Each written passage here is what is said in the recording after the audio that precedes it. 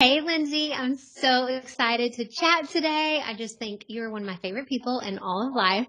And I can't wait to share your story about, we were just talking before about how you always felt like you were chasing time. And I just think that's so relevant for everyone listening.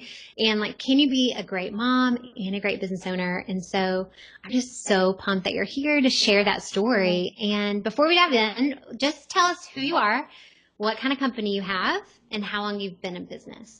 Sure. Well, thank you for having me. Really excited to be here, and you're also one of my favorite people. So, my name is Lindsay Jani, and I am the owner and creative director of Simply Sunshine Events. It's a full planning, production, and design company that works to create personal, modern, and timeless weddings and events for couples and brands with exceptional taste. I tend to work a little bit more in the luxury market now, especially since I've been through the blueprint model, which is really fantastic. And I love working with couples that let me express my creativity, but also I also love spending time with my family too. So I've been able to find a really good balance between work and life, which was something that I have always tried to strive for, but never really figured it out until I started working with you. Yeah, I love that. Balance is such a good word. And it's like, how do we actually do that? Is that possible? And tell everybody, how long have you, so it's 2008 when we're recording this, how long have you had your company? 8 years. Eight So there years. Okay. was a kind of a side hustle before. I come from advertising and branding. And so I, did that on the side, and then push came to shove. I'm really bad with limiting my time for certain tasks. I'm kind of a workhorse. So I did that, and then I started my own business, and it's been full-fledged for about seven-ish years, I guess. Oh, So, wow. Okay. but taking in income, for a while. So, Yeah. it's really good. So yeah, I've been doing it for about 8 years, and I love every single moment of it now. Yeah. So when we met, speaking of, so when we met, or when did you start feeling like, I don't know if I can keep doing this? I don't know. Is balance even possible? And what does that look like? Well, a few years ago, my husband and I got pregnant, or I guess I got pregnant. Yeah, I know. And what we You're were right. going to have a baby,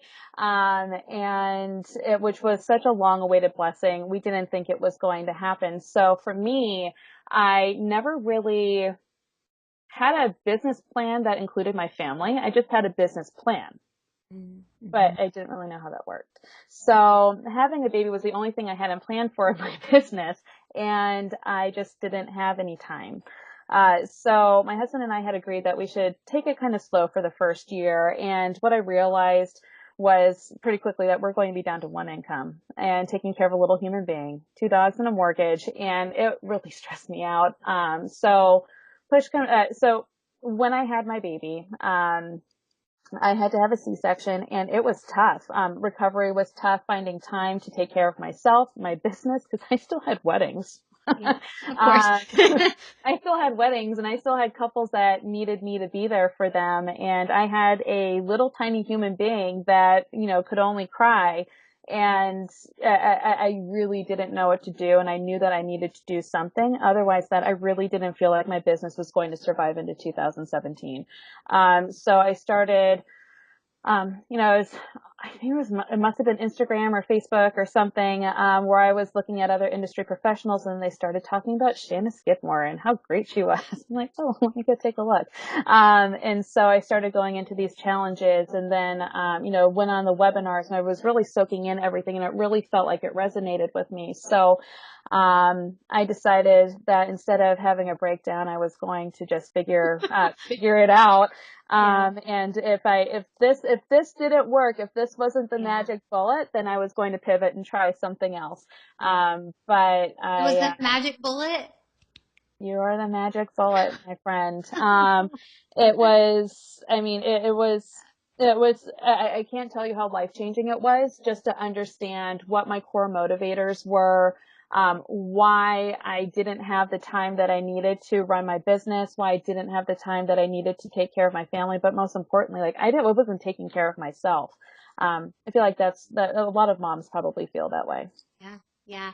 Mm. And, we don't have kids ourselves. And so I just love, hopefully one day that'll happen, but like, I just love hearing, I think I'm 5 years in and I've kind of gotten through a lot of those things that I feel like, okay, now we could build it that way. But so many people are in the midst of building their business and starting a family. And it's like, how do you do both of those well? So you did everything you could. I'm so thankful you got into the blueprint model. And I do believe like it's so different in the sense that it is a business plan, but it includes your family. Yeah. So what are the steps that you took? Do you feel like that changed everything, or were you able to find the balance and to do that both and? So I think it was really when we got into the core motivators and what really was my motivating factor behind my business. So kind of backtracking a little bit, I needed to take on about 20-ish weddings a year, and that spanned from full planning to partial to month of day of. I was so burnt out. I didn't have any systems. Sort of had systems, like I knew what I was doing, but like I They were didn't in your have any. brain. They were locked in here. They weren't like on like any programs or workflows or anything. Right. And I realized pretty quickly that time was my core motivator. And without the time to do my work, I wasn't going to be making any money, which seemed to fall pretty quickly into place as my secondary core motivator, if that is a thing. So I learned how to manage my time. I leaned not only on the experience of the blueprint model, but I also leaned on the experience of some of the other entrepreneurs that had gone through it on the previous class, which was really helpful in understanding that I needed to get daycare. Like daycare was it. And I thought that I was going to be such a horrible mother because it's all I wanted to do was just be with my baby. But I find that I'm able to be with my baby more because I have dedicated work hours and now I'm able to just give her my undivided attention when I'm with her. Yeah. So it really started with time management and really understanding like that's what I was giving away. And I wasn't being profitable because I learned, Shanna, don't kill me. This is before blueprint models. So I was giving away more than 25% of what I could be giving in my time as income. Yeah. And what that equates to for me is a brand new kitchen, a brand new car, and just about everything that we needed and that I was chasing. And I kept feeling like I was chasing. But once I understood the time that I needed to put into my business, but also the time that I needed, to do things for myself. Like I pretty quickly realized that I didn't have to take on 20 events a year, which right now just blows my mind. I take on no more than 5 to 7 because I've been able to understand what my time looks like and how to charge for it. Yeah. And I love that. And I think it's so true that we as entrepreneurs and especially as wedding planners, because I see so many wedding planners who are like, here's my unlimited package and I'll just give and give and give. And we kind of believe like our clients will see what we're giving and the value in that. But oftentimes it's just, and you were talking about before, like time is how you gift to people. Yeah.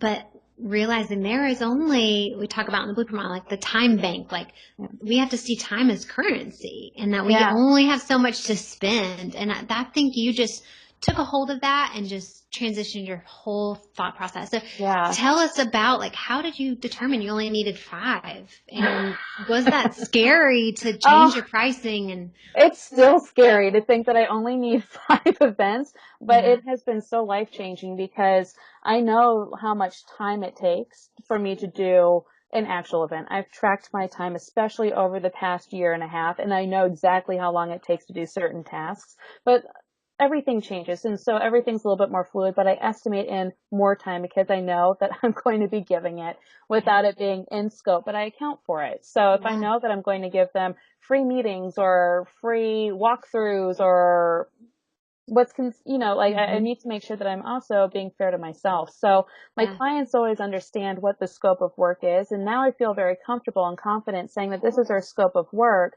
but also understanding if I go above that scope of work, then that could cost me my kitchen renovation or like putting away money for my child's college Mm-hmm. education. Like those are the important things, and maybe not the kitchen is not that important in my life, but like saving and making sure that we have the Right. funds to do what we want to do, without running myself into the ground. So I'm really understanding that time as my core motivator really helped make me more profitable because I'm able to love my clients more. My clients have told me time and time again that I give them such a personalized service, and that's because I'm not spread so thin anymore. Exactly. And it's really an incredible thing. And I feel like they respect me more when I Yes. say, hey guys, this is a little bit above scope. I'm happy to do X, Y, and Z because I've already built this in. But if we continue down this path, I am going to need to charge you for it. And this is what it is. Yeah. And I feel like they respect me for it. Sometimes they take me up on it. Sometimes they don't. But hey, Yeah. at least I'm not running myself into the ground and not sleeping. Yeah. Oh, absolutely. I mean, everything you're saying is just so good. And finding, like, in order to have time, you have to understand you have to stop giving time away somewhere else. Right. And for you, like, I've always said, boundaries are not incompatible with respect. And Yeah. I feel like we just give and give and give, trying to show our love that way to our clients, but yet in the long run we're hurting everybody because then we're Right. stretched and we feel tired. And so if somebody listening is like, I'm a new mom or I want to be a mom and I have this, wedding planning is one of the top 5 most stressful jobs out there, right? What just kind of recap for us. You've talked so much, but if you were to say like step 1, how to find more balance in what you're doing and being a mom and being a business owner, I where would you think start? I think just understanding what you give away. Like if you give away presents or gifts, or if you give time, or if you feel like, it really depends like what your gifting style is and what you go above and beyond with. And I think understanding that, but something that comes so naturally to you, I think you really need to understand how that affects you monetarily and how that affects your business, because I didn't see it that way for so long. Yeah. Yeah. And so like while you're growing a little human being or planning to, just understanding, like, just like do a little bit more soul searching instead of just like what your nursery is going to look like. Also look at what your business is going to look like and what you will tolerate and what you won't. Yeah. And it doesn't have to be like tolerate in a negative sense, but it can be just, like, what are your boundaries? Yeah. What are you willing to give, and what do you need to monetize? Because I feel like that is something that I really wish I had learned before. Yeah. And I feel like that would have been something that I would have inserted into my business plan immediately, but I just had no idea. Like Yeah. no idea. Yeah. Well, I talk so much about, so my love language is gifts. I love gifts. So I think it's more like thoughtfulness. So, but like I have a budget for gifts for my Yep. clients. I can't just be like, oh, I want to send gifts all the time. Mhm. I love it. I'm like, thank you. Here's all these gifts, but it helps me so much to have kind of like, here's my spending plan with that. And you had to create a spending plan with your time. Like, you were just gifting time because that's So much. how you poured love on people. But it's like you can love them with 5 extra hours. That's such a Yeah. gift. And now Yeah. it's like you get to do both. Yeah, and I feel like it shows that I'm still going above and beyond, but they're also respecting my boundaries because they know what the scope Yes. of work is. And I remind them, like, guys, it's a little bit over scope. I'm happy to do this initially, but if this goes beyond here, this is a change. And so that's Yeah. something that we talk about. But, Yeah. I feel like learning also how to talk about that scary subject of money Yeah. is also something that I think everybody needs to get comfortable with, especially as a female entrepreneur, as a male entrepreneur too. But I feel like women have a harder time speaking about it. Yes. Um, And I think for you though, yeah, when you realized how much time, and this is why we talk about this so much in the book, when you realize how much time that's taking you, you are way more confident in your price. And you ended up tripling your prices, right? yeah, Tripling. doubling and tripling. Yeah, I mean, just depending upon like the different services. But I mean, I was so underpriced and I had no idea. I was just taking stabs in the dark being like, oh, I think this is a fair price. But at the end of the day, it wasn't fair to me. Yeah. And when you look at when you start feeling like you're being taken advantage of, that's when you're not able to give back as well to your clients. So now, it's a very fair pricing structure. My clients, if they agree with it, then we move forward. I'm very Yeah. open and honest with it, and I just want to make sure that everybody else feels like they're being taken Yeah. care of. So, I think Yeah, that's super. I hear this so much from wedding planners, especially because they say, we don't have a deliverable. That's it. Like, I don't have a product to deliver, but you are delivering expertise and time. And tangible. yeah. And when you write all that out, you're like, wow. Okay. So this has been so wonderful and such grateful tips on finding balance. But I just want to end today, our conversation, with what is the best thing that you have learned about money? Uh, Learning how to talk about it. So I grew up in a household where my father was a really, really good networker. And one of the things that you don't talk about when you're networking is money, Yeah. Yeah. along with other things, but money was one of those things. And I always kind of I kept that in the back of my mind. Like, who wants to talk about money?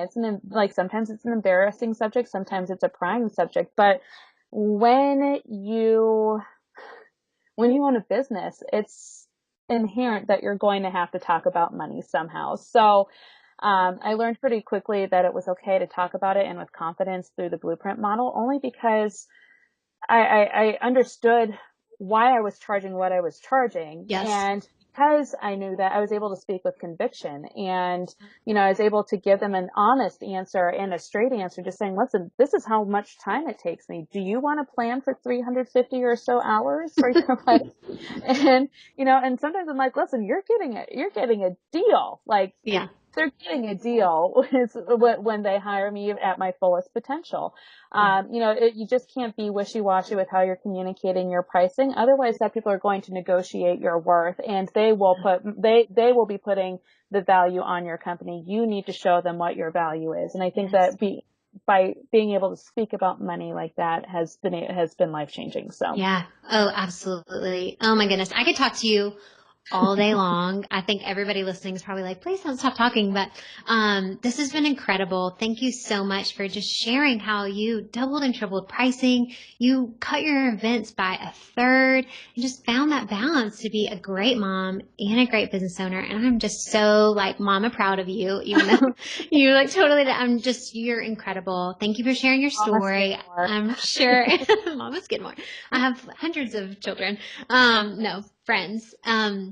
I'm just so thankful for you. And I hope that this has inspired anyone listening that you can have the both and model and find balance to do it both well. So thank you, Lindsay. Thank you for having me. Appreciate it.